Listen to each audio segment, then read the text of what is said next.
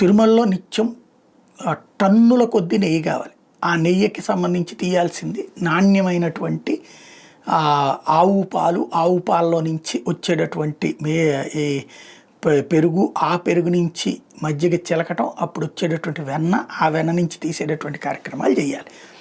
అయితే దీంట్లో వాస్తవంగా ఇప్పుడు జరుగుతున్నటువంటి అన్నీ చూసాం. ఒక పక్కన కేసులు నడుస్తున్నాయి. అది ఒక ఎత్తు అయితే, ఒక వ్యక్తి సుప్రీంకోర్టును అప్రోచ్ అయ్యారు. పూర్తిగా స్వదేశీ ఆవులతో కూడినటువంటి పాలే వాడాలి అన్నటువంటిది, స్వదేశీ ఆవులతో అని. ఎందుకంటే ఇప్పుడే ఓ పక్కన చర్చ నడుస్తుంది కదా, అమెరికాకి సంబంధించిన లేదా యూరప్ దేశాల యొక్క ఆవుల పాలు నాన్ వెజ్ పాలు అవుతాయి. ఎందుకంటే వాళ్ళు అక్కడ చేపలు, మాంసం లాంటివి కూడా పెడతారు ఆవులకి.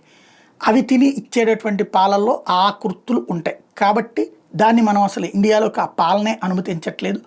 దాన్ని అనుమతించాలంటూ పక్కన అమెరికా ఒత్తిడి చేస్తున్నది కూడా చూస్తున్నాం. ఇప్పుడు ఈలోపుగా టీటీడీలో ఈ స్వదేశీ ఆవు పాలే వాడాలంటూ వేసినటువంటి పిటిషన్ని సుప్రీంకోర్టు తోసిపుచ్చింది. దాని మీద విచారణకి నిరాకరించింది. అది సంస్థ చూసుకుంటుంది టీటీడీ ఎలా కావాలన్నది అని తేల్చి చెప్పింది.